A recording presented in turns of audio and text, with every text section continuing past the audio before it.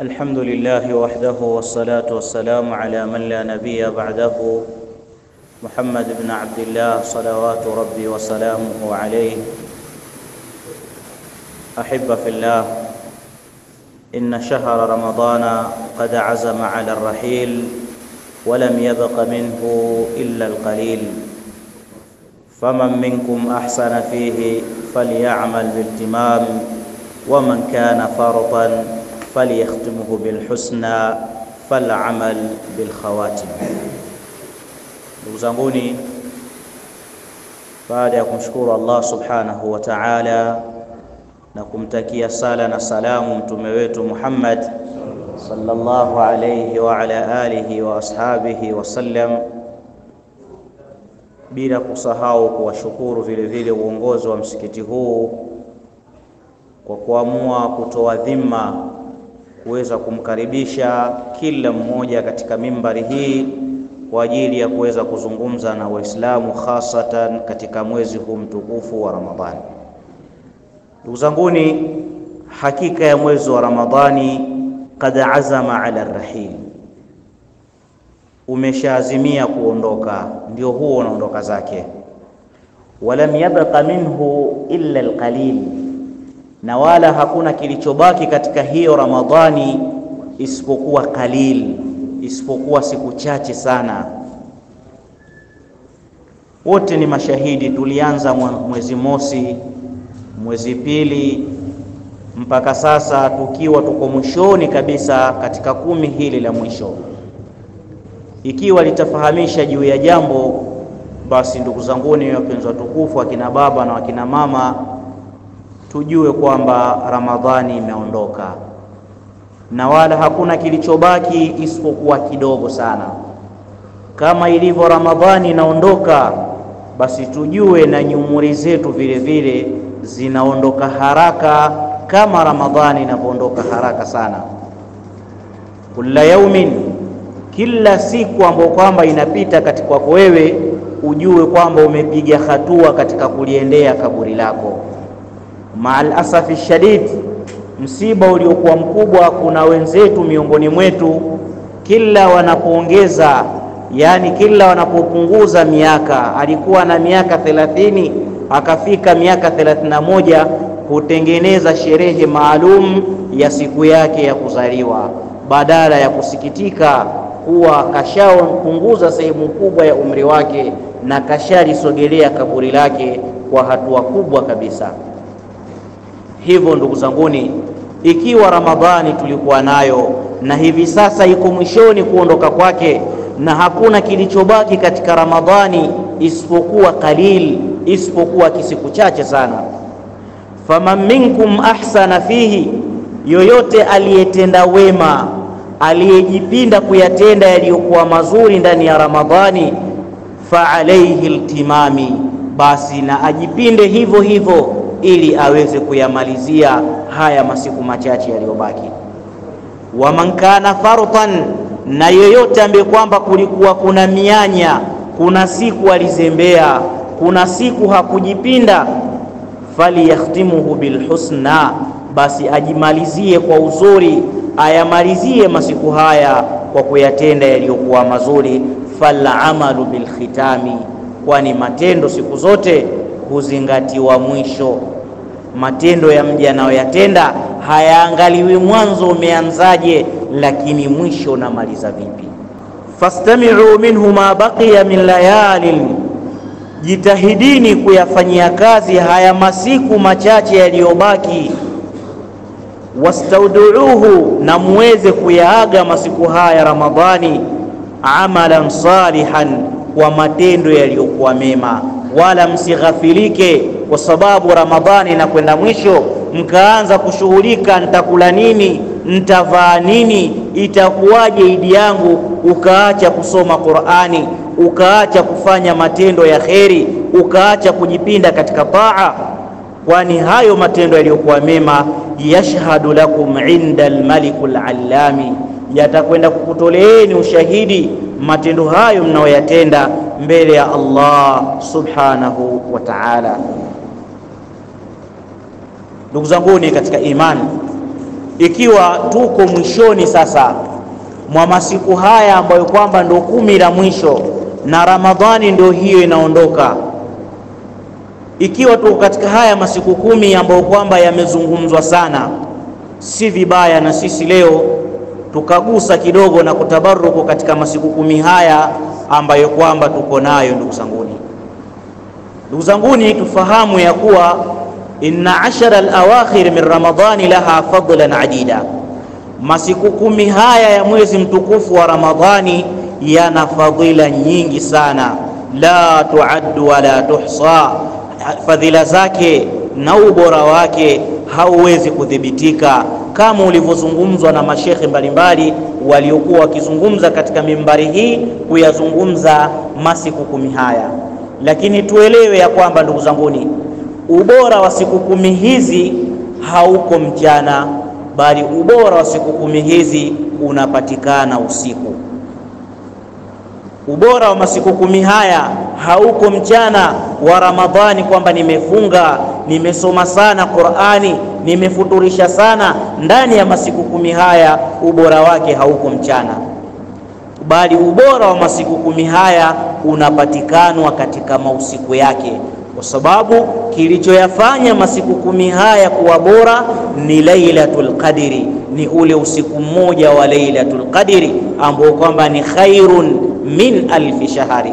Usiku mmoja ni bora kuliko miezi 1000. Kwa kuwa usiku huu unapatikana usiku, haupatikani mchana, unapatikana usiku, hivyo hivyo masiku 10 haya yamekuwa bora, na ubora wake si mchana, bali ubora wake unapatikana usiku.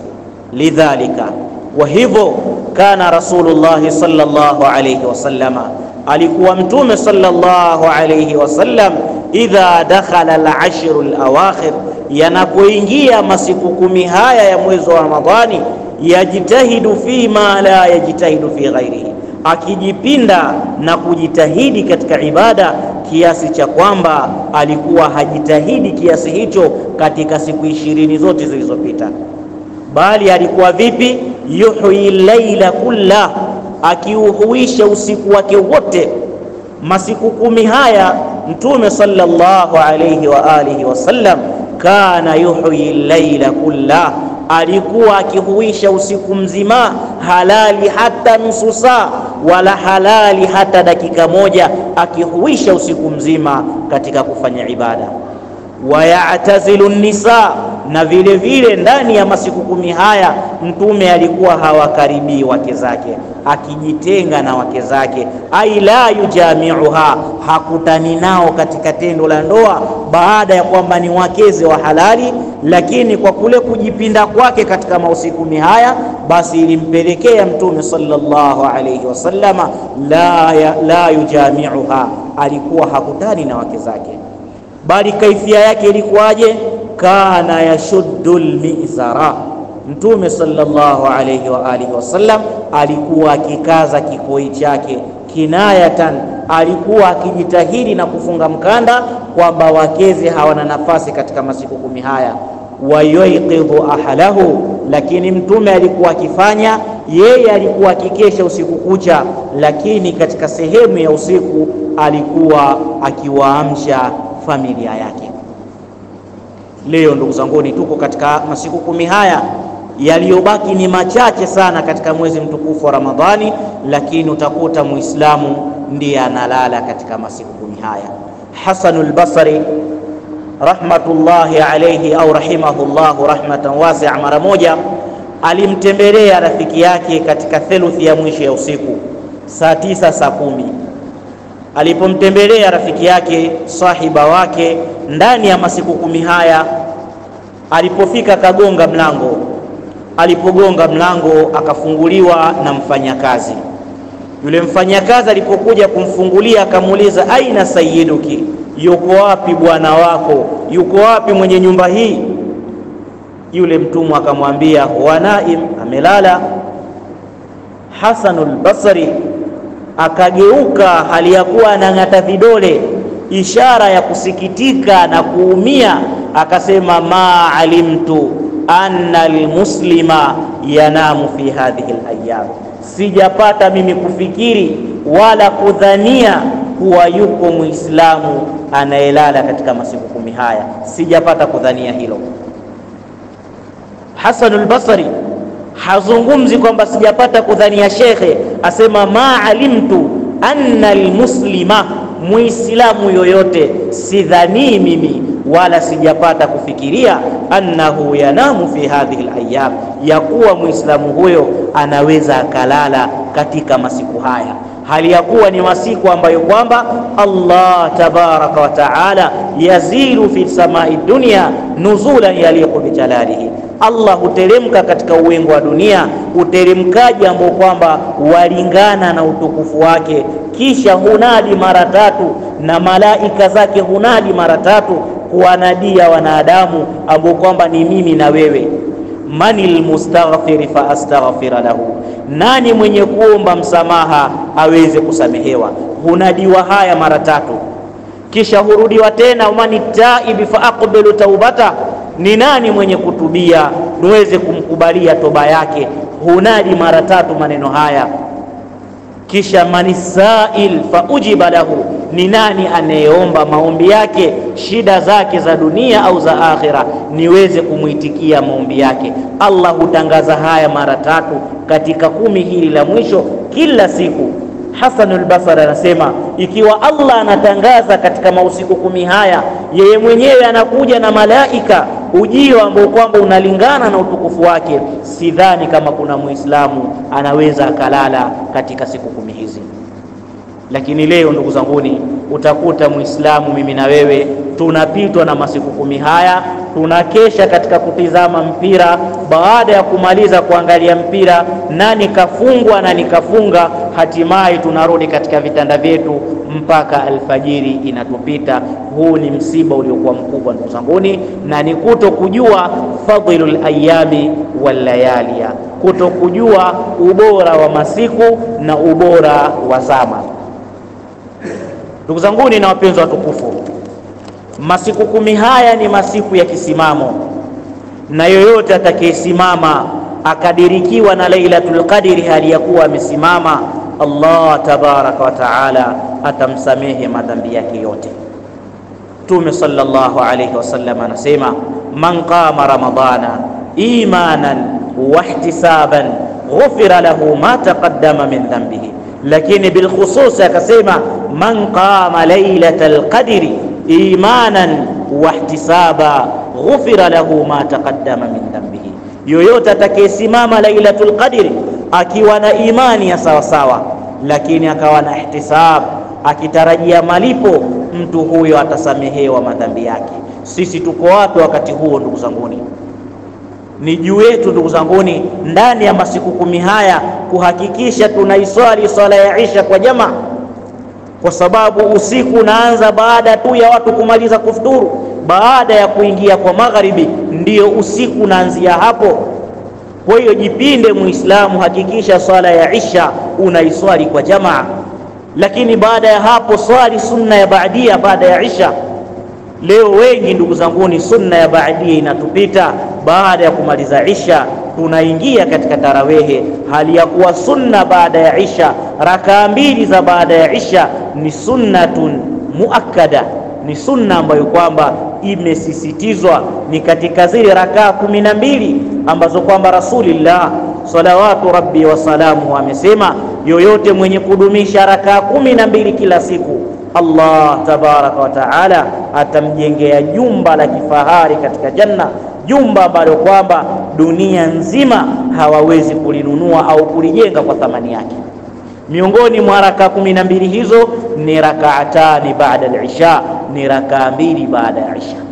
Muislamu jitahidi zisikupite rakaa 2 hizi baada ya Isha, lakini baadaye unganisha na tarawehe. Swali katika tarawehe kiasi utakachoweza, swali katika tarawehe pamoja na imamu, halafu maliza witri pamoja na imamu.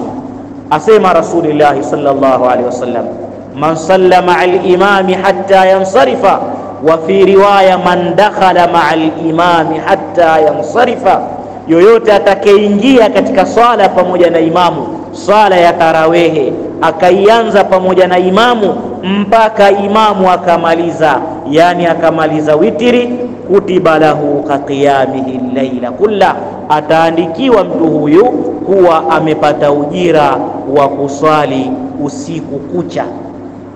Kwa wewe kuswali pamoja na imamu, ukaiswali tarawehe, halafu ukaja ukaunganisha na witiri pamoja na imamu, basi unaandikiwa ujira wa kuwa umesimama thawabu za usiku kucha.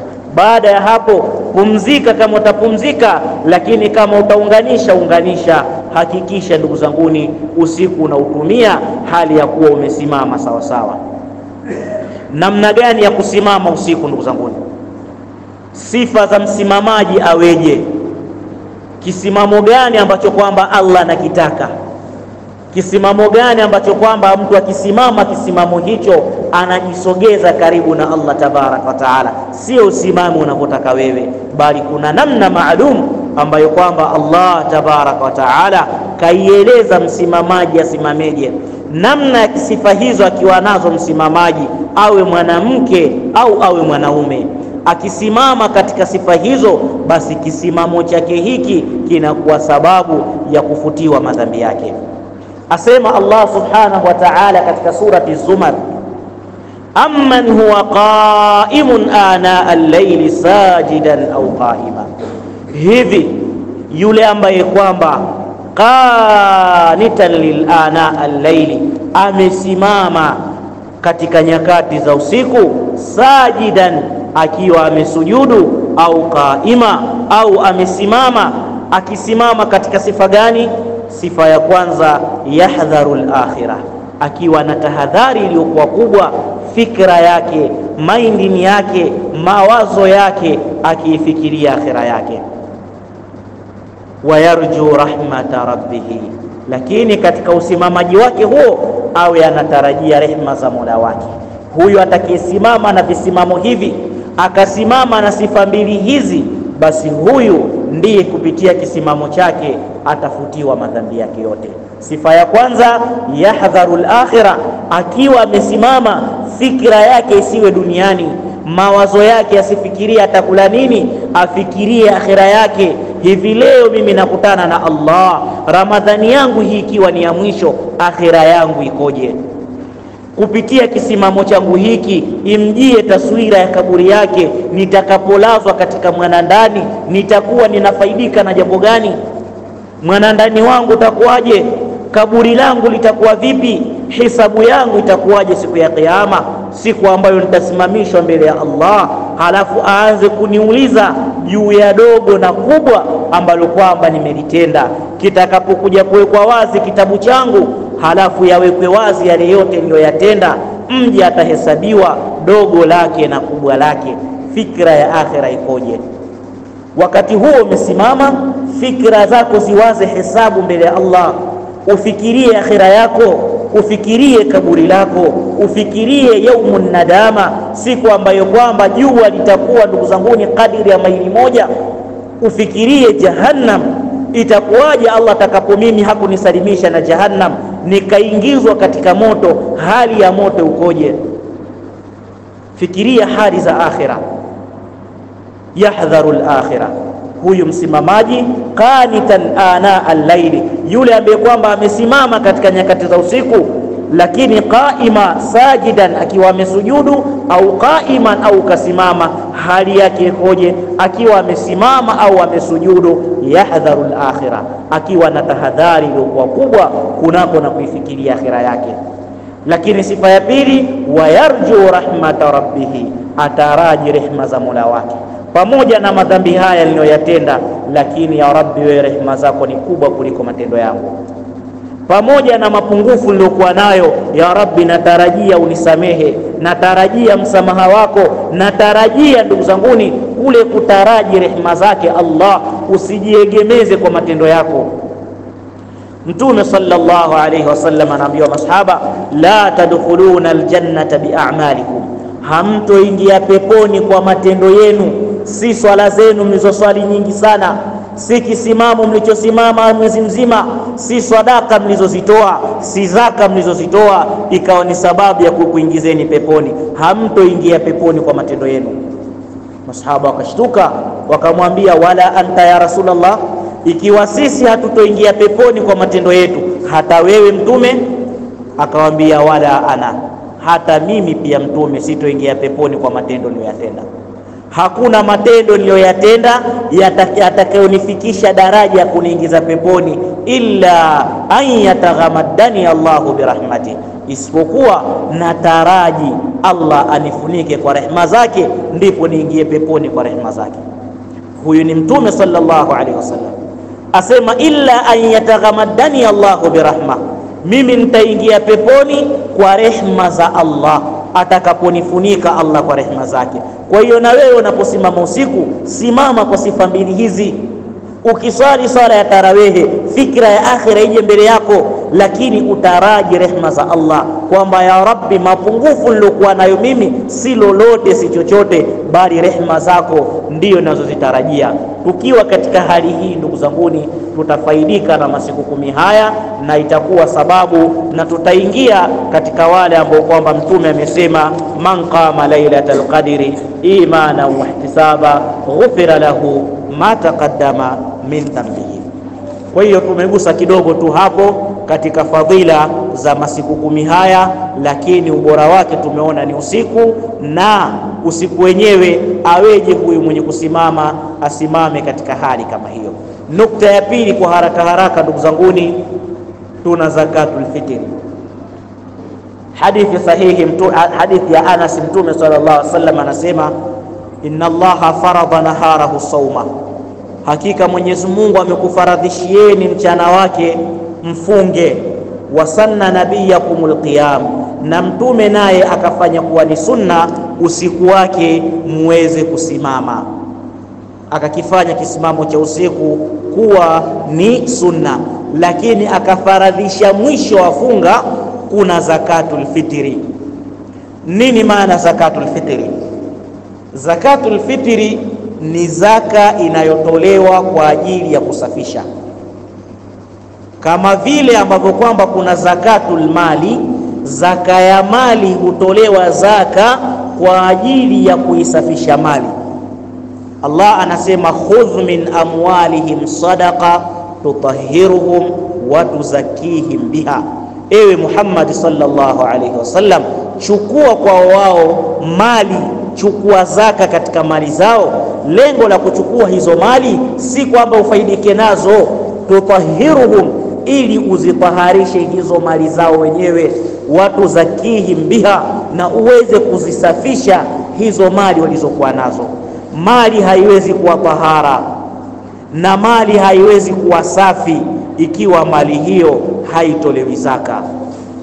Mali yoyote iwe nyingi au kidogo, ikiwa imefika kiwango cha kutoa zaka, halafu mwenye mali hiyo haitolei zaka, basi mali yake ni chafu, hata kama itaonekana amejenga kiasi gani, amefaidika kiasi gani, bali mbele ya Allah tabaraka wa taala mali hiyo ni chafu. Na Allah ameahidi kwa uchafu huo wa mali hiyo atakuja kuigeuza siku ya kiyama kuwa ni pasi ya kumchomea katika mgongo wake, kwa sababu alikuwa akiishi na uchafu. Ikiwa mali ya mtu inataharisha mali yake, ile zaka inayotolewa katika mali huitaharisha mali yenyewe, zakatul fitri nayo huitaharisha funga. Zaka ya fitri, lengo la zakatul fitri namba moja kabisa ni kuweza kuitaharisha funga minal laghwi warafathi, kutokana na upuuzi na pumbao ambalo kwamba umelitenda, umeyafanya katika Ramadhani. Juzi kulikuwa na mechi za Simba na Yanga, wengi wamefunga, wametizama mpira. Kutizama mpira ni laghau, ni upuuzi. Muumini atakiwa jiepushe na upuuzi. Kwa hiyo kwa kutoa kwako zakatul fitri, Allah tabaraka wa taala atakusafisha na upuuzi uliofanya. Ndani ya Ramadhani kuna pengine umezungumza uongo, ndani ya Ramadhani kuna mambo umeyatenda. Kwa kutoa kwako zakatul fitri, basi itakuwa sababu ya kuweza kuyasafisha. Hiyo itakuwa ni zaka ya kusafisha haya mabaya na haya uchafu ambao kwamba umetendeka ndani ya Ramadhani. Lengo la kwanza la zakatul fitri. Lengo la pili, tu'matun lilmasakin. Lengo la pili zakatul fitri ni kuweza kuwalisha, kuweza kuwatosheleza masikini na mafukara lailatul Eid, katika ule usiku wa Eid. Hadithi nyingine Mtume sallallahu alaihi wasallam anasema, akfihim, watoshelezeni hao masikini na mafukara, ani suali ani yaumul Eid, kunako na kuombaomba siku ya Eid. Watoshelezeni hao masikini kwa kutoa kwenu zakatul fitri, ili iwe ni sababu ya wao kuwatosheleza, wasiombe katika siku ya Eid, wala wasiende kwa matajiri wakapita katika milango kwa ajili ya kuomba. Hadithi iliyokuwa sahihi iliyopokewa na Bukhari na Muslim kupitia hadithi ya Ibn Umar radhiyallahu ta'ala anhu asema, farada Rasulullah sallallahu alayhi wasallam zakatul fitri au sadaqatul fitri. Mtume sallallahu alayhi wasallam kafaradhisha, kafanya kuwa ni lazima zaka ya fitri kwa yule yote mwenye uwezo aitoe zakatul fitri katika siku ya Eid. Atoe nini? Sa'an min at-tamri, atoe kibaba, atoe pishi la tende, au sa'an min sha'irin, au atoe kibaba cha shairi ngano, au sa'an min al-inabi, au atoe kibaba cha zabibu, au vyakula ambavyo kwamba vinatumika katika mji. Ala al-abdi, zaka hiyo aitoe yule mtu alomtumwa, walhurri, na mtu alokuwa huru, wadhakari waluntha, mwanaume atakiwa atoe, mwanamke pia atakiwa atoe, wasaghir, mdogo atakiwa atoe zaka, walkabiri minal muslimina, na hata yule mkubwa katika Waislamu pia naye atakiwa atoe zakatul fitri. Hayo ndio malengo, na hicho hao ndio wanaotakiwa watoe kupitia hadithi ya Ibn Umar. Kipi kiwango cha kutoa? Mtume sallallahu alaihi wasallam akasema saa, pishi kwa lugha yetu ya Kiswahili au kwa vipimo vyetu ni 4 amdadi bimuddi rajuli, ni vibaba 4 kwa kibaba cha mwanaume mzima, sio mtoto. Na ikusudiwa kibaba ya kusudiwa pishi, ai muddi nabii, kipishi la mtume alisema ni mapishi haya 4. Akasema as-saa 4, akachota mara 1, mara 2, mara 3, mara 4, akasema hii ndio saa, hiki ndio pishi. Kwa hiyo mikono miwili ya mwanaume mtu mzima iliyojaa sawa sawa mara 4, hiki ndio inaitwa saa, inaitwa kibaba au inaitwa pishi. Kwa hiyo ikaingizwa katika vipimo, hapakuwa na mizani, pakaingizwa katika vipimo kwa kukadiriwa. Ikakadiriwa katika ijtihadi ya wanachuoni kuwa kilo 2.5 mpaka kilo 3 kasoro, kwamba imefika kilo 2.5, haijafika kilo 3, katikati hapo. Kwa hiyo wengi wakasema basi ichukuliwe kiwango cha chini kuwa ni kilo 2.5 kwa kila mtu mmoja. Kinatolewa nini? Vinavyotolewa ni vyakula. Hadithi imetaja aina ya vyakula, na ndani ya hili kuna ikhtilafu,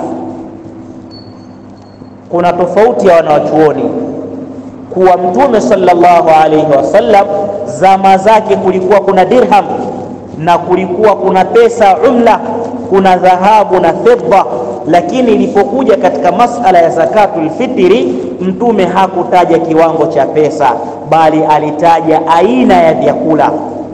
Kwa hiyo wakaenda ashabul madhahib, maimamu wote watatu, akiwemo Imamu Shafi, Ahmad ibn Hanbali pamoja na Imamu Anas ibn Malik. Imamu Malik akaenda kuwa kinachotajika kutolewa basi ni aina ya chakula na wala si gharama zake, kwa kuwa hadithi Ibn Umari imetaja aina ya vyakula, hapa kutajwa gharama.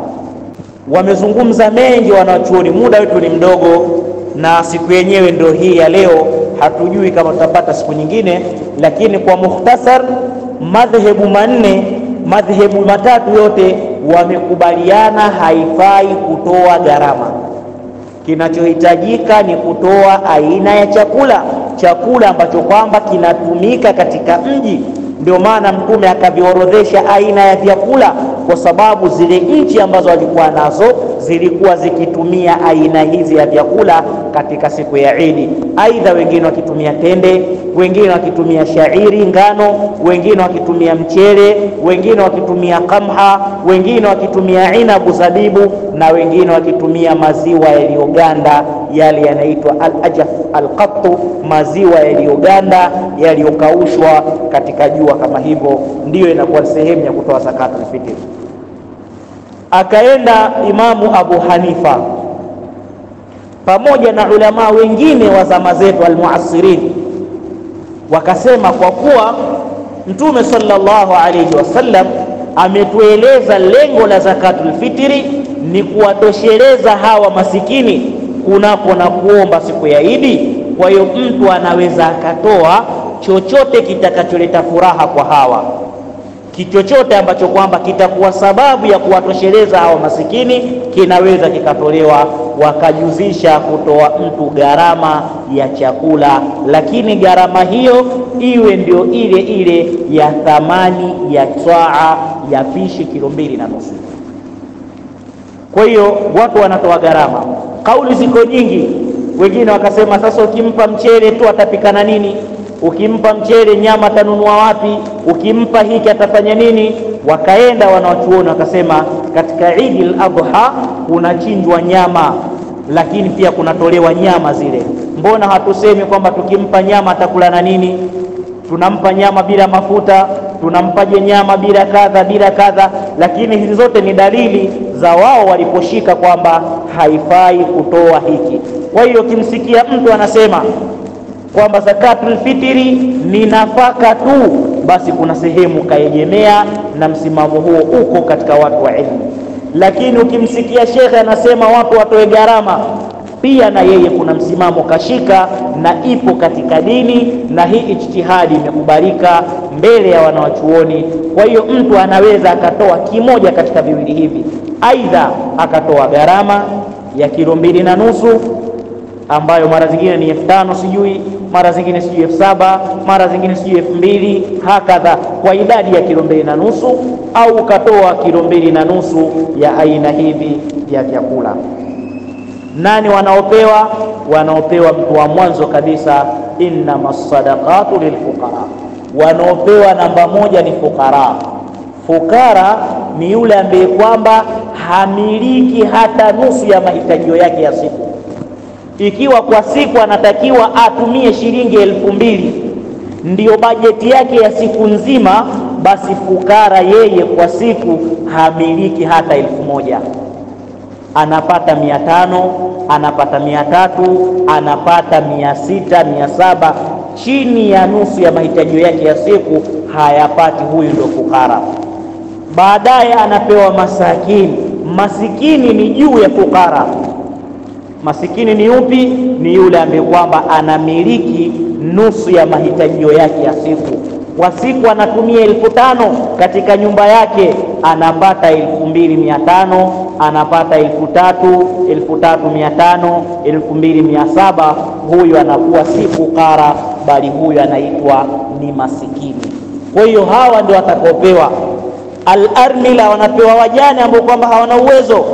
Kuna wajane wengine ni mabilionea, kuna wajane wengine wana uwezo, lakini wanapewa watu tulabul ilmi, wanapewa al-amilina alaiha, wanaoifanyia kazi hiyo ilmu, wanaoisimamia hiyo zaka. Hawa wote wanapewa zakatul fitri. Nani wa kukusanya zakatul fitri? Anayekusanya ni yule anayejua.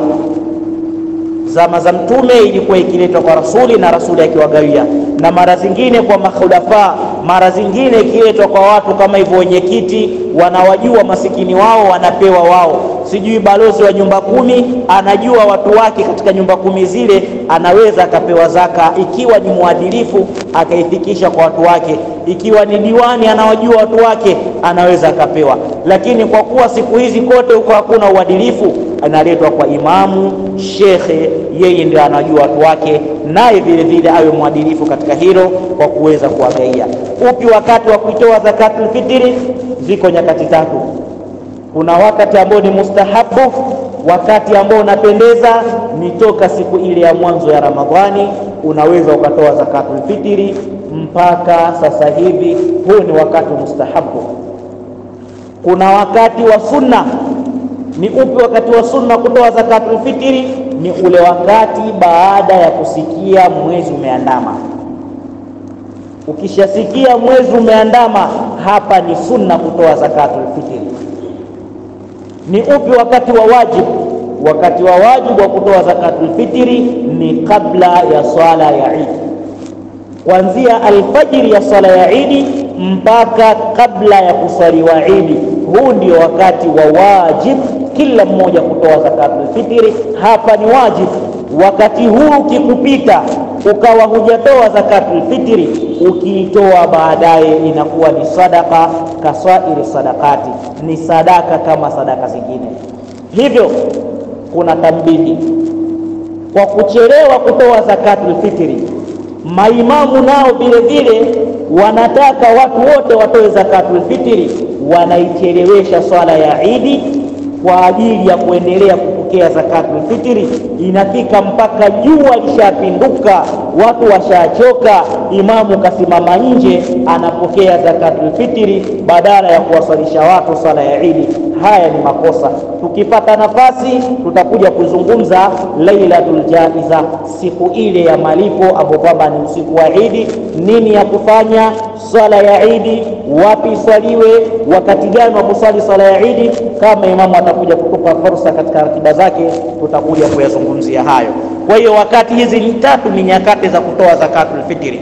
Wakati wa kwanza ni wakati wa sunna, toka mwezi umeandama mpaka siku ile ya mwisho ya Ramadhani. Huu wakati ni wa sunna. Lakini wakati wa mubahun, wakati ambao kwamba unafaa. Wakati wa sunna ni toka magharibi ya kuandama kwa mwezi mpaka alfajiri ya siku ya Eid. Wakati wa wajib ni toka alfajiri ya swala ya Eid mpaka kabla ya kuingia katika swala ya Eid. Huu ndio wakati wa kutoa zakatul fitri. Na wakina nani wanatolewa? Kwa kumalizia hapa, mada ni ndefu lakini nataka tuishie hapa. Nani wa kutolewa zakatul fitri? Anastahili kutoa zakatul fitri ni baba, yule ambaye kwamba ana masuulu, yeye ndiyo msimamizi wa nyumbani kwake, ambaye kwamba analazimika kukiandaa chakula cha watu wa nyumbani kwake, kuwaandalia, kuwatolea wale wote wanaostahili yeye awalishe siku ya Eid na usiku wake, mchana wa Eid na usiku wake.